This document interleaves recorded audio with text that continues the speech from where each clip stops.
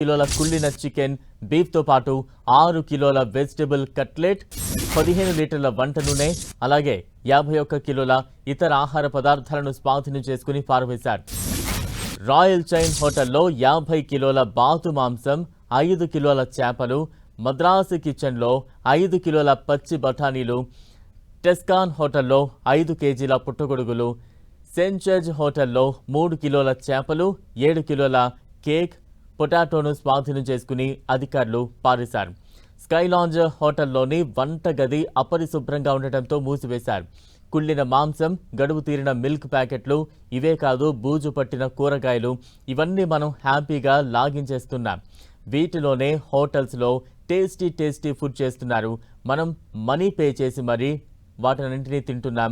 ఇదేదో road side tiffin centres కావు, చిన్నపాటి హోటల్స్లో కూడా కాదు. దేశ టెక్ క్యాపిటల్ బెంగళూరులోని 5 స్టార్ హోటల్స్లో జరుగుతోంది.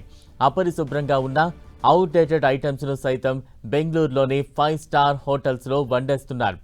కర్ణాటక ప్రభుత్వ ఆదేశాలతో ఫుడ్ సేఫ్టీ అధికారులు నగరంలోని ప్రముఖ హోటళ్లలో రైడ్స్ నిర్వహించారు.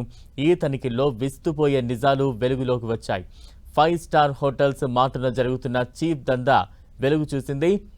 3 స్టార్, 5 స్టార్ హోటల్లో నిర్వహించిన ఫుడ్ సేఫ్టీ తనిఖీల్లో తీవ్ర ఆహార భద్రత ఉల్లంఘనలు వెలుగులోకి వచ్చాయి.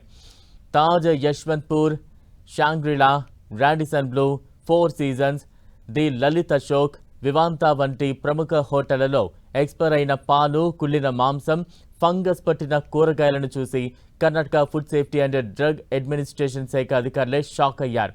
సంబంధిత హోటళ్లకు నోటీసులు జారీ చేశారు. నిబంధనలు ఉల్లంఘించిన వారిపై చట్టపరమైన చర్యలు తీసుకుంటామని అధికారులు చెప్పారు. కర్ణాటక ఆరోగ్య మంత్రి యూటీ ఖాదర్ ఆదేశాల మేరకు 30 ఫుడ్ సేఫ్టీ అధికారుల బృందాలు బెంగళూరు అర్బన్ జిల్లాల్లోని 26 హోటళ్లలో ఆకస్మిక తనిఖీలు నిర్వహించాయి. Food Safety and Standards Act 2006 ప్రకారం హోటల్లో నిబంధనలు పాటిస్తున్నాయో లేదా అనే అంశాన్ని పరిశీలించారు. తనిఖీల్లో చికెన్, మటన్, ఫిష్, వంట నూనె, పాలు, మసాలా దినుసులు వంటి 35 ఫుడ్ శాంపిళ్లను సేకరించి ప్రయోగశాలకు పంపారు. నివేదిక ఆధారంగా ఆయా హోటళ్లపై చర్యలు తీసుకోనున్నారు.